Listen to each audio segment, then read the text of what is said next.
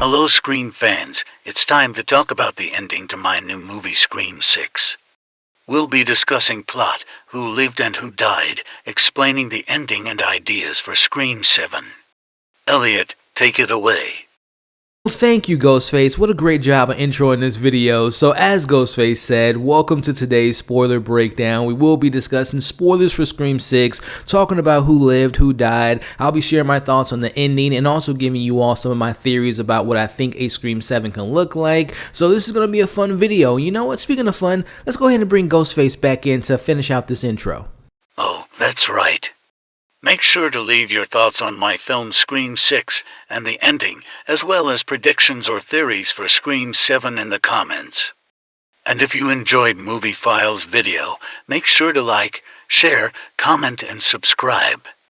Or else I'll find you and gut you like it. Okay, slow down. We talked about this, Ghostface. You gotta calm down with the violence. You're always choosing violence. There's something he's working on, y'all. He's going to therapy for that. But with that being said, we got a movie to talk about. Full spoilers ahead. We opened the film with what I consider to be the best Scream opening since the original, as we watched the murder of film professor Lord Crane, played by the incredibly talented and beautiful Samara Weaving. I think we all knew leading up to the film that she was going to probably be the first kill, considering that she wasn't really a part of the marketing. We see that the professor is being catfished, thinking that she's meeting someone that she met online for a date, only to be murdered for practice in an alley by her student Jason, who's donning the costume of the Ghostface killer. There's just so much to love about this opening sequence for me, especially as a Scream fan, but seeing a Ghostface post-kill and seeing how natural and calm Jason was acting after the fact was just so chilling to me. But leading into seeing a Ghostface get Ghostface and getting the call, and then following it up with seeing him watching Jason Takes Manhattan was so meta to me. But then we find Jason's boyfriend Greg dismembered in the refrigerator, and then the line before Ghostface kills Jason was just a cherry on top for me. Now, as we find out in this scene, we see that this couple had plans on continuing to kill, and they were actually a part of the Richie online cult, but their plans interfere with Sam, who we know is the main target for our Ghostfaces in this film, which, speaking of Ghostfaces, I have a question for you all. Would you all say that there was technically 5 or maybe even 6 Ghostfaces that we saw in this film, which would make it the most Ghostface killers we've seen in any Scream movie? And the reason I say 5 and then added on that 6, you could consider Sam to be a Ghostface at the end, but we'll leave her off and just say that there's 5 killers in this movie. If you consider taking into account, we have the 3 Ghostfaces who we'll discuss a little bit later. But then if you think about it, Jason was technically a Ghostface, and you could say his boyfriend was as well, so we have 5. Let me know your thoughts on the most Ghostface killers we've ever seen in this franchise in the comments below. As far as the plot goes, the movie follows the survivors of Scream 5 as they've moved to New York for college. Everyone's doing okay, for the most part. We have the twins, Mindy and Chad, trying to move on from Scream 5 and trying to be a part of the core 4, which, speaking of, we have Tara trying to not allow the events from the previous film define her. But then that leaves us with Sam, who's not doing that well, as she's traumatized after killing her boyfriend Richie in the last movie. As we know, that was self-defense, but then you add on the fact that she actually might have enjoyed it, which I enjoy that the film has carried over her mental state from Scream 5 into this new film. But then, to make matters worse, the internet has become convinced that Sam set up Richie and was the one that actually made all the killings in Scream 5. Now, along the way, we have some of the most brutal kills in the franchise, from starting off with the store clerk being shot to death in the face by a shotgun at the bodega, to seeing Mindy's girlfriend being stabbed in the stomach, followed by falling down from a ladder trying to cross apartments, then smashing her face against a dumpster. That was one of the most brutal kills in this film. But quickly, we got to talk about R.I.P. to Quinn's side piece in this film. And speaking of side pieces, can we get some justice for Gail's boyfriend, who had one line and kind of went out like a chump? Even with all those muscles, yeah, I think it's pretty safe to say that Gail really didn't care about her new boyfriend. Now, I will admit, I was torn on not the 1, not the 2, but the 3 fake out deaths that we have from our main cast, including the Gail scene, which I will say I enjoyed the intensity in the scene, but seeing Gail being stabbed twice by a knife and then by a piece of glass on the side after fighting with Ghostface was a bit of a stretch. But then you follow that up with one of my favorite scenes in the film, which is the train scene. Number 1, seeing all the people in their costumes for Halloween and seeing all the different iconic slashers and horror characters was so much much fun. But then Mindy, who is one of my favorite characters of this new bunch, we literally see her being stabbed in the stomach, having the knife turned in her stomach, and then followed by her being surprisingly saved by Ethan, who we'll discuss here in a bit. And then the most outrageous survival moment was we see Chad, who's become the Dewey 2.0 of this franchise. We see him being stabbed multiple times by two Ghostface killers only to survive a little bit later.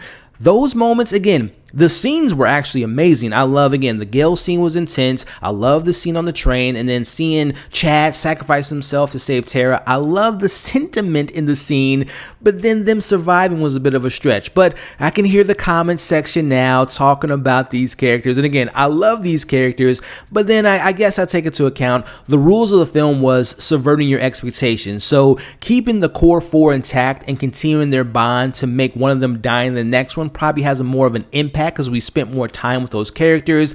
And then I can see them killing a legacy character like a Gale or a Kirby would have probably felt too similar to the death that we saw in Scream 5 with Dewey. So let me know what you all thought of those fake out deaths in the comments below. So that brings us to the finale of the film, which was definitely paying homage to Scream 2, and there are so many different homages to all the different various Scream movies, but definitely a Scream 2 vibe, and the film even mentions how much this feels like Scream 2 with the characters in college, the Randy in the van scene, but then this scene right here taking place on a stage, on a theater, was literally taken out of Scream 2, but again, I appreciated all the Easter eggs and the references to all the other films, but getting into the scene, we're at this abandoned movie theater that Richie has converted into a shrine for Ghostface, and we get the reveal of the actual killers, and they are revealed to be Richie's family. Starting off, we have Richie's father, Wayne Bailey, who was the detective of the movie, who I'm going to go ahead and just put my hat in the ring as far as who was the Ghostface killers in the killing moments of this movie.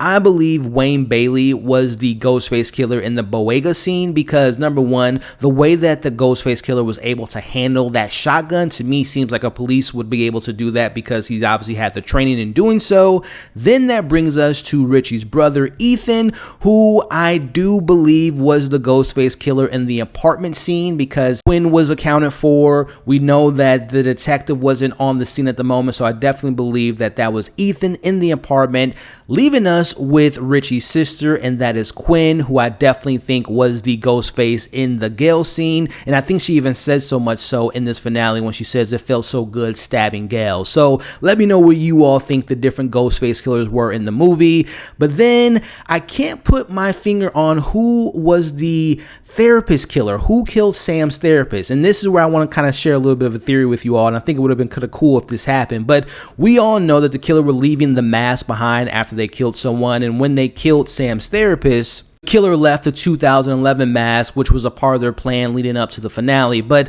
they took Sam's file, and I assume they did so to put that file online to kind of build more fuel on the fire of the conspiracy of Sam being a killer. But wouldn't it have been so interesting if they left the killer a mystery in that scene, making us believe as an audience that there's maybe a secret killer that they didn't reveal and might be the killer in Scream 7? Or stick with me here, wouldn't it have been cool if they would have left it up for us to think that maybe Sam killed her own therapist? I mean, there's a little bit of substance behind that if you think about it, because the therapist was going to report her after they had their conversation in that opening scene. So something to think about if Sam would have killed her therapist. But let me know who you all think was the actual killer when killing Sam's therapist in that scene. But we find out that they have all been driven by grief, very similar to Mrs. Loomis in Scream 2, and Wayne taking advantage of his kids was very similar to her taking advantage of Derek. We learned that they were actually the ones to start the rumor that Sam was the killer, and they even took on these secret identities to become the roommates of our core four, and Richie's father, who again was a police officer, which made it so easy for him to get so close to the victim. So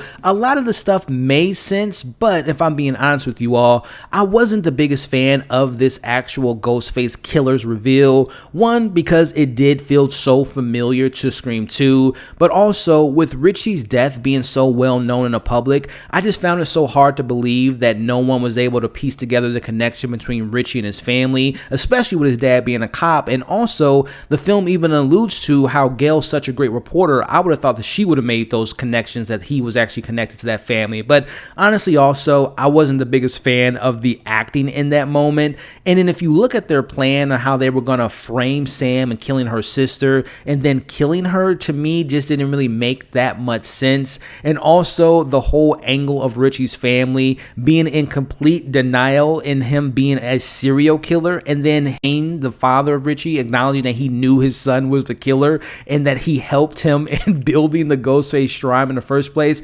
I'm just going to say it wasn't my cup of tea. But it was actually kind of safe for me in this finale because we see some of the best kills in the movie, where Tara is taking a knife and twisting it in Ethan's mouth, and then followed up by Kirby throwing a TV on him, which was a callback to Stu's death in Scream 1. I love that kill so much, by the way. But then we top that with seeing Sam claiming her second and third bodies in Scream 5, with her shooting Quinn clean in the head, and then having the best final girl dressed up as a Ghostface killer moment of this franchise as she kills Bailey and stabs him a crazy amount of times, which I think was good because it was probably making up for all the craziness that his family put her through. At the end of the film, we see Sam has agreed to allow Tara to live her life independently, and we also see Tara agrees to go to therapy, and she needs it because there's a lot of stuff going on in these last two movies. But we also find out that Chad, Mindy, Kirby were all taken to the hospital as we see Sam staring at her father's mask. She ultimately throws it on the floor, which I'm very curious on anyone will pick up that mask. There is a post-credit scene at the end of the movie where we see Mindy declaring that not all movies need a post-credit scene, which I thought was hilarious because it continues the monologue that she had about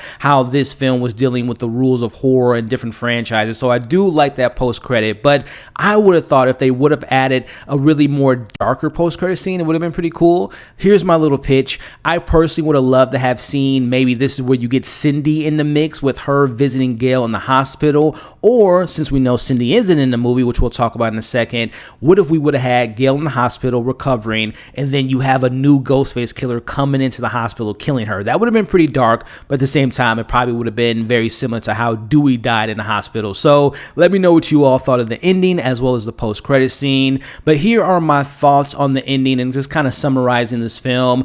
To me, Scream 6 did a good job in dealing with the conspiracy theories out there and just tied it into our own reality, how people are so obsessed with serial killers and true crimes, and also creating this online toxicity and the online hate. And the film shows the effects that it can have on someone's actual real life. So I thought they did a good job in showing that. It also did a good job in highlighting just how fast online rumors can start and how that can lead to people being so hateful and showing violence against someone regardless of the actual truth being out there. So that was something I enjoyed. The movie also did a solid job in my eyes of showing how violence is a choice for a lot of these characters. Take, for example, Sam, who's our main character of this film, who is the daughter of Billy Loomis, who's always being accused of being the murderer of Scream 5, and she only killed people to defend herself and her loved ones. So it was a choice for her to use that violence. And then opposite of that, we look at Richie, Bailey, Quinn, and Ethan. They all use murder as a tool for revenge or having this need for violence. So Scream 6 to me clearly draws the line and showing the differences of how people chose violence, and I thought they used that point very concise in this movie. So the next point I want to bring up and wrapping up this video is, what next? What can we expect to see in a Scream 7? So I'm a big believer that we will see Sam maybe embracing more of her darker side when it comes to Scream 7, and maybe even taking things a little bit too far, and she might even develop like this split personality where she doesn't even know she's the killer, and she might actually kill her sister and her friends, and they may explore in Scream 7, which also, I have this feeling with her new boyfriend Danny, who I know was like a red herring in Scream 6, but I couldn't shake the feeler that he was maybe some secret killer that we never was revealed to be shown to be a Ghostface and being involved in the murders. But again, I was very curious about him. I couldn't shake that feeling. Let me know if you all thought the same thing, but I think it's safe to say that he will probably be a main character come Scream 7. Let's talk about that in the comment section. But speaking of the Carpenter sisters, there's got to be a payoff for their mother not being in these last two films. She's always mentioned, but we haven't seen her. Now, I jokingly mentioned to a friend of in mind that they should cast Jamie Lee Curtis as the mother, which I know would probably never happen. But seriously, thinking about the mom, I hope they cast like a big name actress. And if we end up seeing this character in Scream 7, I think it would be great to have the mother be the opening kill, and then that being the reason why the Carpenter sisters have to return home or wherever this character lives, which actually brings me to my next point. Do we want to stay in New York City when it comes to the next film, or do you want to see the characters returning to their home stomping ground, which is Woodsboro? Or would it be a different location altogether? Now, me personally, I love for them to return to New York City because I think there's so much more ground they can cover and so much more things they can use with the New York environment. But again, let me know in the comments, where would you like to see Scream 7 take place? And last but not least, I gotta mention, don't believe we've seen the last of Richie's impact, because it appears that him and Amber left an impact online. So I wouldn't be surprised if we see a few Ghostfaces in some cult-like situation working together versus our survivors of this film, as well as Herbie making her return, Gail making her return, and also this is where you can bring Sydney in the mix, who I, number one, support her decision to not come back with Scream 6 because of the whole money situation. But if I'm being honest with you all, I don't think she was needed in Scream 6. Like, I can't even imagine how she would have played into this film. Like, why would she come to New York to help them fight this Ghostface killer? So I didn't think that she was needed. But if they would have killed Gail in this Scream 6, then I can see that's when she might have come back to get revenge and helping, you know, obviously Dewey dying, now Gail. But again, I don't feel like Sydney was needed in Scream 6. But let me know if you all missed her in this film and if you would like to see her in a Scream 7. So you all can find my actual review on Scream 6 and just sharing my thoughts on the story elements as well as the performances, a more in-depth conversation on those elements. And speaking of in-depth, I have an almost 2-hour-long conversation that I had with a friend of mine, Yutaka, from the Horror Hour. So those links can be found in the pinned comment of this video as well as in the description of this very video. So there you have it. That's my thoughts on Scream 6, the kills, who lived, who dives, talked about the ending. We talked about my thoughts for Scream 7. So now it's your turn to share your thoughts in the comments of everything we discussed in this video. Again, share your theories of what you all hope to see next. If you all stuck around to this point in the video, I appreciate every single one of you all. Before we wrap things up, just a friendly reminder, if you enjoyed today's video, like Ghostface said up top, make sure to like the video, share the video, leaving your thoughts in the comments, and of course, subscribe to the channel. Hope you all enjoyed today's content. Hope you all are staying safe. As you all can see on the screen now, come and join the community. Check out my reviews for Scream 6. Check out my most recent breakdown, and we'll catch you all on the next video.